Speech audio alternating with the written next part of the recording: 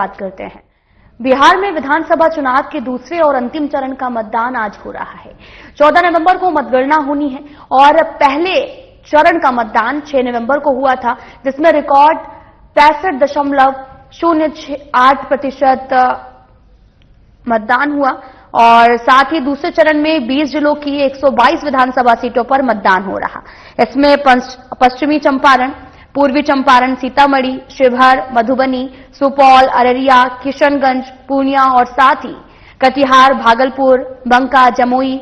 नवादा, गया, औरंगाबाद, जहानाबाद, अरवल, कैमूर और रोहतास शामिल हैं। इस चरण में कुल 1302 उम्मीदवार मैदान में हैं, जिनमें 1165 पुरुष हैं और 136 महिलाएं हैं और एक तृतीय लिंग प्रत्याशी शामिल है। वहीं 3.70 करोड़ से अधिक मतदाता अपने मताधिकार का इस्तेमाल करेंगे। राज्य भर में 45,399 मतदान केंद्र बनाए गए हैं, जहां मतदान हो रहा है।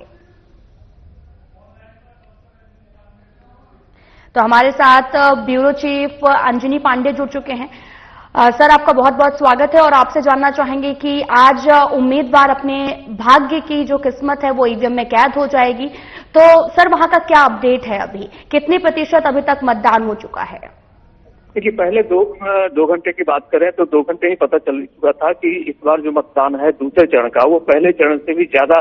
रिकॉर्ड जो है वो हासिल कर सकता है, रिकॉर्ड तोड़ेगा। क्योंकि पहले चरण में देखें तो 65% से ज्यादा हुआ था और इस बार उम्मीद जताई जा रही कि अभी 11 बजे की बात करें, मतलब पहले 4 घंटे में ही 31% मतदान जो है वो हो चुका है। तो अभी जैसे जैसे दिन चढ़ेगा, जैसे जैसे दिन बढ़ेगा, वैसे वैसे जो है वो मतदाताओं की भीड़ जो है वो और भी देखने को मिलेगी मतदान केंद्रों पर। क्योंकि मतदान केंद्रों पर यदि देखें तो सुबह से ही लोग जो है वो वहां पर अपने बारी का इंतजार करते हुए कतारबद्ध देखे गए और जैसे ही 7 बजे पोलिंग स्टार्ट हुआ, मतदान स्टार्ट हुआ, वैसे ही जो है वो बड़ी कतार जो है वो देखने को मिली कई ऐसी जगहों पर। जो इलाका है वो इलाका सीमांचल का इलाका है और 20 जिले हैं। 20 जिले में जो है वो इस बार जो चुनाव हो रहे हैं वो 122 सीटों के लिए मतदान हो रहा है दूसरे चरण में और 14 नवंबर को जो है वो इसकी गिनती होगी। ये स्पष्ट हो पाएगा कि आखिर मतदाताओं ने किसे प्रतिनिधि चुना है। लेकिन अभी फिलहाल दूसरे चरण की बात करें तो दूसरे चरण में जो है वो वोटिंग जो है लगातार चल रही है और बड़ी संख्या में लोग जो हैं वो अपनी कतार में लगे अपनी बारी का इंतजार करते हुए और बड़ी संख्या में लोग जो हैं वह मतदान कर भी रहे हैं और काफी उत्साहित नजर आ रहे हैं। क्योंकि जिस तरीके से चुनाव आयोग की बात करें तो लोगों में जागरूकता को लेकर के चुनाव आयोग द्वारा लगातार कई तरह के कार्यक्रम किए गए, कई नुक्कड़ नाटक वगैरह किए गए, जिससे कि जो मतदान प्रतिशत है वह बढ़े। और इसका पहले चरण में देखें तो पहले चरण में उसका परिणाम भी जो है वह सामने निकल करके आया। दूसरे चरण में भी जो है वो अब तक की यदि बात करें तो लगातार जो वोटिंग प्रतिशत है वो लगातार बढ़ रहा है और पिछले चुनाव की कंपेरिजन में देखें तो उसमें काफी इजाफा हुआ और लगभग पिछले बार से इस बार भी जो है वो 10 से 15% मतदान जो है वह ज्यादा होगा। और इसको लेकर के जो मतदाता है वो मतदाता काफी उत्साहित दिख रहे हैं और जो वोटिंग चल रही है उस वोटिंग के हिसाब से देखा जाए तो 6 बजे तक वोटिंग है और 6 बजे के बाद यह पता चल पाएगा कि आखिरकार अंतिम जो प्रतिशत है वो अंतिम प्रतिशत कितना रहा। लेकिन अभी जिस हाल से देखा जाए तो अभी जो है वोटिंग जो है वो चल रही लगातार। सुरक्षा बलों के बीच सभी बूथों पर जो है सुरक्षा बल की तैनाती की गई है और पूरी निष्पक्षता के साथ और पारदर्शिता के साथ जो है वो चुनाव आयोग जो है वो इस बार चुनाव जो है वो करा रहा है। और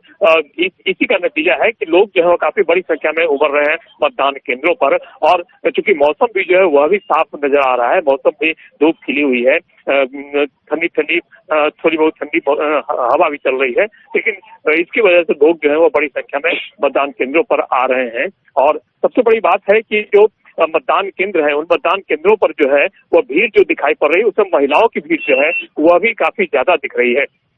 तो प्रतिशत की बात करें तो लगभग जो है वो 50% बात करें तो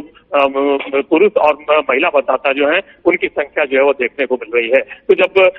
चुनाव की वोटिंग आज दूसरे चरण की समाप्त हो जाएगी तब यह पता चल पाएगा कि आखिरकार कितने पुरुष और कितने मतदाताओं ने जो है महिला मतदाताओं ने इस बार जो है वो चुनाव में अपना वोट डाला है। जी सर, आपसे ये भी जानना चाहेंगे कि दूसरे चरण के इस चुनाव में कई बड़े नेताओं की प्रतिष्ठा दांव पर लगी है। इसमें से पूर्व सीएम तारकिशोर प्रसाद हैं, पूर्व उप मुख्यमंत्री रेणु देवी भी हैं, मंत्री विजेंद्र यादव भी हैं। तो क्या लग रहा है आपको, कितना मुश्किल होगा ये? कई वरिष्ठ मंत्री हैं और पूर्व उप मुख्यमंत्री जो हैं वह भी जो हैं वह इस बार चुनाव मैदान में है। तो कई बड़ी हस्तियां जो है यदि कहें तो राजनीतिक हस्तियां बिहार के इस चुनाव में जो है वह है, जिसमें कि सबसे वरिष्ठ मंत्री यदि कहें तो सुपौल से खड़े हैं और वह ऊर्जा मंत्री हैं वर्तमान में। वो भी इस बार अपनी जो किस्मत है वह एक बार फिर से जो है वह आजमा रहे हैं। तो बड़ी संख्या में यदि कहें तो वरिष्ठ नेता लोग जो हैं वो भी इस बार चुनाव में जो है वह एक बार फिर से जो है अपना भाग्य जो है वो आजमा रहे हैं। तो यदि देखें तो चुनाव का जो परिणाम आएगा वो तो 14 नवंबर के बाद पता चल पाएगा, लेकिन फिलहाल यदि देखें तो जो प्रतिशत है वह चुनाव में जो वोटिंग प्रतिशत है वह लगातार बढ़ रहा है। और इस बार के चुनाव में यदि दोनों चरणों की बात करें तो पिछले सारे रिकॉर्ड को जो है वह तोड़ने जा रहा है, जिस तरह से मतदाताओं की भागीदारी इसमें देखने को मिल रही है। जी, आपसे ये भी जानना चाहेंगे कि नीतीश कुमार बनाम तेजस्वी यादव किस पर भरोसा कर रही है जनता, क्योंकि आपकी लगातार हम तस्वीरें भी देख रहे थे, आप जनता के बीच में उतरे हुए थे, तो क्या तस्वीर लग रही है आपको? देखिए, मिली जुली प्रतिक्रिया जो है वह देखने को मिल रही है, क्योंकि यदि स्पष्ट रूप से तो कोई बता नहीं पा रहा है कि किस तरह से होगा, लेकिन जो वोटिंग प्रतिशत दिख रहा है उस दिखने के हिसाब से लग रहा है इस बार जो है वह मतदाता जो है वो अभी स्पष्ट नहीं हो पाया है कुछ कि किस ओर जा रहे हैं, लेकिन मिली जुली प्रतिक्रिया है। जहां पर जिसका दबदबा है, जहां पर यदि चूंकि बिहार में जातीय समीकरण काफी अहम माना जाता है, इस जातीय समीकरण के हिसाब से लिहाज से देखें तो उस हिसाब से वोटिंग जो है वह की जा रही है। परिणाम के बाद ही पता चल पाएगा कि मतदाताओं ने किसे अपना प्रतिनिधि चुना है और किस ओर रुझान जो है वो मतदाताओं का रहा है। सर, अगर दूसरे चरण के चुनाव में मिथिलांचल से लेकर सीमांचल तो चंपारण बेल्ट से लेकर शाहाबाद महाक्षेत्र की सीटें भी शामिल हैं। स्पेस की 122 सीटों में 101 सीटें जनरल हैं। तो अगर बात की जाए तो एनडीए में सबसे ज्यादा बीजेपी 53 सीटों पर चुनाव लड़ रही है और वहीं जेडीयू 44 सीटों पर किस्मत आजमा रही है। तो अगर देखा जाए तो हिंदुस्तान अवाम मोर्चा की अगर बात की जाए तो प्रमुख जीतनराम मांझी अपने कोटे की सभी 6 सीटों पर चुनाव लड़ रहे हैं।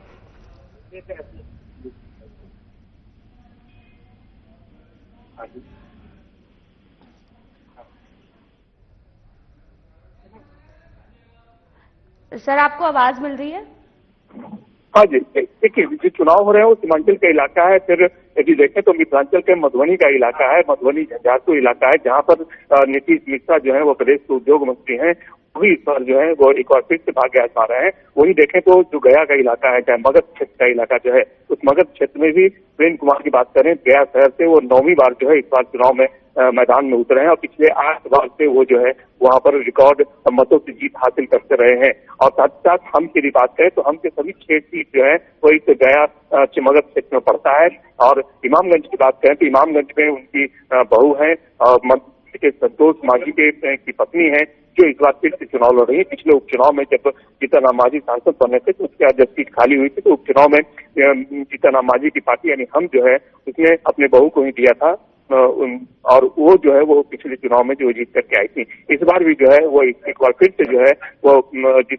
हम की बात करें तो हमने उन्हें टिकट दिया है और इस बार जो दीपा मांझी हैं वो फिर से एक बार चुनाव मैदान में इमामगंज में है। तो सभी की सभी 6 सीटें जो है वो इस गया क्षेत्र से ही पड़ता है जो हम के लिए है। तो काफी अहम माना जा रहा है, खास करके यदि हम की बात करें तो हमको लेकर के उसके लिए काफी अहम माना जा रहा है, क्योंकि ये 6 सीटें जो है ये 6 सीटें जो है वो उसके लिए काफी अहम है, क्योंकि गठबंधन में उसे 6 सीटें ही मिली थी। 6 सीटों पर जो है उसने अपने उम्मीदवारों को खड़ा किया है। तो यदि देखें तो जो शाहाबाद की बात करें या फिर मगध की बात करें और फिर उत्तर बिहार की बात करें, मधुबनी की बात करें या फिर सीमांचल के इलाकों की बात करें, इन सभी जगहों पर मतदाताओं की जो भीड़ है वह मतदान केंद्रों पर उमड़ पड़ी है और जिसकी वजह से ही वोट प्रतिशत जो है अभी 2 घंटे में ही इतना ज्यादा जो है वोट प्रतिशत दिखाई पड़ रहा है, जो आने वाले समय में जब 5 बजे कई ऐसे जगह हैं जहां पर 5 बजे चुनाव जो है वो खत्म हो जाएंगे और कई ऐसे जगह जहां पर 6 बजे तक वोटिंग होगी। तो 6 बजे के बाद जो है वो ये निकल करके सामने आएगा कि आखिरकार मतदाताओं ने कितना प्रतिशत वोट दिया है और पिछली बार से कितना ज्यादा हुआ है,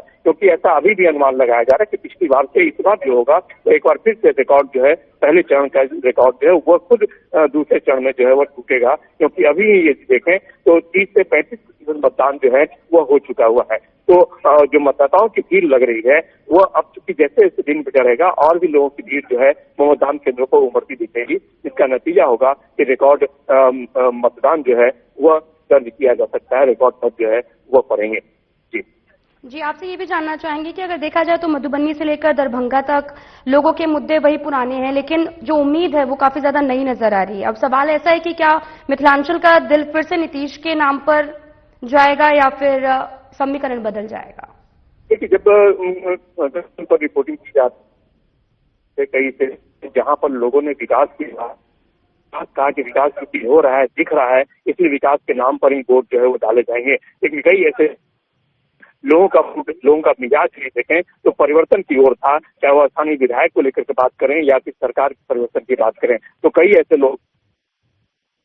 रहते और जो स्थानीय विधायक थे उनके भी परिवर्तन की बात की जा रही थी। तो लंबे समय से 2 बार 3 जो विधायक रहे हैं उनके खिलाफ जो है वो लोगों में आक्रोश जरूर है और उसको लेकर कई ऐसी जगह थे जहां पर लोग जो है वो चाह रहे थे कि जो जनप्रतिनिधि हो उनका वह दूसरा जनप्रतिनिधि हो, बदले हुए जनप्रतिनिधि हो, ताकि उनकी जो समस्याएं हैं उन समस्याओं को लेकर के जो है वह और भी समस्याएं जो है वह बेहतर तरीके से जो है वह हल हो सके। इसको लेकर के ही जो है वो इस बार चुनाव मैदान में सभी प्रत्याशी जो है वो उतरे हुए हैं और सभी की आशाएं जो जिस तरह से ये देखे तो वोट प्रतिशत बढ़ा है, तो दोनों ओर से महागठबंधन की ओर से या फिर एनडीए की ओर से दावे किए जा रहे हैं कि उनकी सरकार जो है वो बनने जा रही है। तो दोनों ओर से महागठबंधन भी और फिर एनडीए जो है ये भी अपने अपने दावे कर रहे हैं। लेकिन अब इन दावों पर कितनी सच्चाई होगी और दावों पर जनता ने कितना मोहर लगाया है, ये तो 14 तारीख को जब मतों की गिनती होगी तभी उसके बाद ये परिणाम भी निकल के आएंगे, तब ये पता चल पाएगा कि आखिरकार इनके दावे में कितना दम था। अगर देखा जाए तो कई जगह पर लोगों ने वोट का बहिष्कार भी करते हुए नजर आ रहे हैं। अगर नवादा की बात करें तो राजनीतिक दलों के समर्थकों में काफी ज्यादा भिड़ंत देखने को मिली है।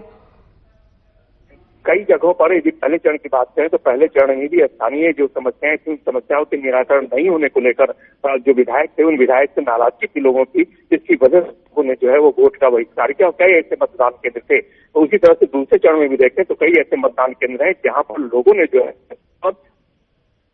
उसकी जो समस्याएं हैं स्थानीय उन समस्याओं का विधायक के द्वारा या फिर स्थानीय जो प्रतिनिधि थे उनके द्वारा अब तक जो है वो सॉल्व नहीं किया सका, उन समस्याओं का निराकरण नहीं हुआ है, जिसकी वजह से वे नाराज दिख रहे हैं और यही वजह है कि वोट बहिष्कार का उन लोगों ने ऐलान किया। हालांकि जो प्रशासन की ओर से पूरी कोशिश की जा रही है कि लोग जो है वो अपने मतों का प्रयोग करें, क्योंकि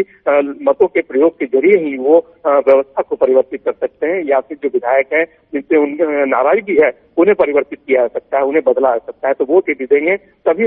ये चीजें सामने आ सकती हैं, लेकिन वोट बहिष्कार कर देने से फिर जो है वो कुछ